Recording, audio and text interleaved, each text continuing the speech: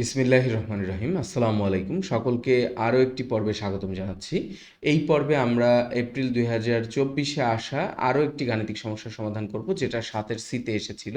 তার মানে আমরা এই পর্বের মাধ্যমে আমরা এপ্রিল 2024-এ আসা 7টি গাণিতিক সমস্যারই সমাধান শেষ করব ইনশাল্লাহ।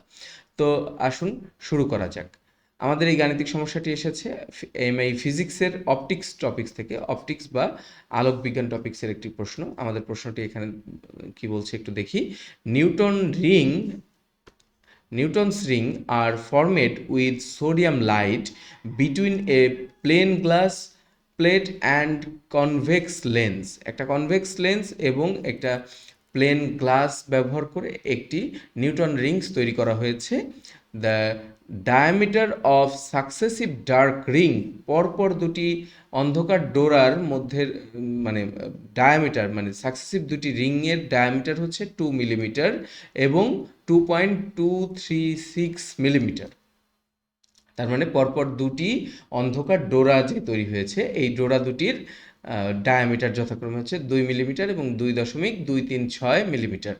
The wave length of light, যেই ওয়েভ লেন্থের লাইট ব্যবহার করা হয়েছে, যে সোডিয়াম লাইট ব্যবহার করা হয়েছে, তার ওয়েভ লেন্থ হচ্ছে 5.9 × 10⁻⁻5 centimetre. Find the radius of the curvature of lens. লেন্সের রেডিয়াস অফ কার্ভেচার মানে বক্রতার ব্যাসার্ধ বের করতে বলা হয়েছে। এটা এপ্রিল 2024-এর 7-এর সিতে আসা একটি গাণিতিক সমস্যা। সো আমরা রেডিয়াস অফ কার্ভেচারের যে ফর্মুলা জানি, radius of curvature r equal to জানি হচ্ছে d m plus n plus m d n plus m square plus d n square. মানে যেই ডায়ামিটারটা দেওয়া আছে, প্রথম ডায়ামিটার হচ্ছে ডি এন স্কোয়ার এবং দ্বিতীয় ডায়ামিটারটা হচ্ছে d n plus m square. এখন যদি পরপর দুটি না হয়ে যদি এরকম হইতো যে 10তম এবং 12তম ডোরার ব্যাসার্ধ দেওয়া আছে, তাহলে এন এর মান হইতো 10 আর এন প্লাস এম এর মান হইতো 12, সেখানে এম এর মান হয়ে যেত 2। সো এরকম ব্যাপারটা, এবং ডিভাইডেড বাই 4m ল্যামডা। এই হচ্ছে রেডিয়াস অফ কার্ভেচারের ফর্মুলা। তো আমাদের এখানে কি কি দেওয়া আছে, ডিএন মানে প্রথমটার ডায়ামিটার দেওয়া আছে 2 মিলিমিটার, যেটাকে আমরা 0.2 সেন্টিমিটার, আমরা সব কিছু সেন্টিমিটার এককে নিয়ে যাব, 0.2 সেন্টিমিটার।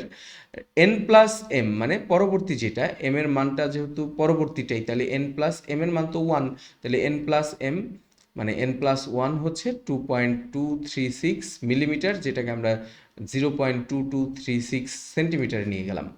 এরপরে আমাদের ল্যামডার মান দেওয়া আছে, ল্যামডার মান হচ্ছে 5.9 × 10⁻⁵ সেন্টিমিটার। তো আমাদের ল্যামডার মানও সেন্টিমিটারে দেওয়া আছে, সেন্টিমিটারেই রাখবো।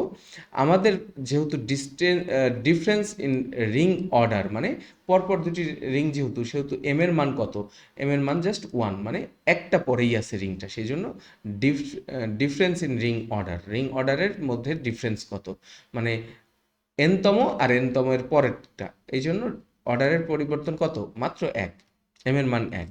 রেডিয়াস অফ কার্ভেচার আর এর মান কত, সো আমরা এই যে formula d n plus m square minus d n square by 4m lambda, m এর মান এই যে সাকসেসিভ হওয়ার কারণে এম এর মান 1 বলাই আছে।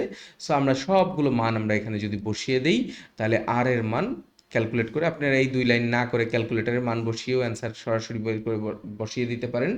42.36 42.36 সেন্টিমিটার হচ্ছে radius of curvature of that lens. So আশা করি সবাই বুঝতে পেরেছেন। এই নিউটন রিংস থেকে কিন্তু মাঝে মধ্যেই প্রশ্ন আসে এবং এই গাণিতিক সমস্যাটাই আসে। অনেক সময় রেডিয়াস অফ কার্ভেচার দিয়ে ল্যামডার মান বের করতে বলে, তখন এখান থেকে জাস্ট ল্যামডাটা বের করতে হয়। এই যে 4 ল্যামডা, তখন ল্যামডাটা আর এর জায়গায় যায়, আরটা ল্যামডার জায়গায় আসে, জাস্ট এইটুকুই পরিবর্তন। সো এই টাইপের গাণিতিক সমস্যাগুলো খুবই গুরুত্বপূর্ণ, এবং আমরা এই পর্বের মাধ্যমে এপ্রিল 2024-এ আসা 7টি গাণিতিক সমস্যাই সমাধান করলাম।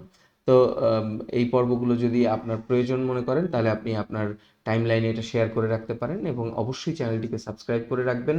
এবং আমাদের ফিজিক্স সহ অন্যান্য এএমআই এর যে কোনো সাবজেক্টের বই এবং কোর্স এনরোল করার জন্য অবশ্যই ডিসক্রিপশন বক্সে আমাদের বই কেনার লিঙ্ক এবং কোর্স কেনার লিঙ্ক দেওয়া থাকবে, সেগুলো ভিজিট করে দেখতে পারেন। এই বলে আজকের পর্ব এখানেই শেষ করছি।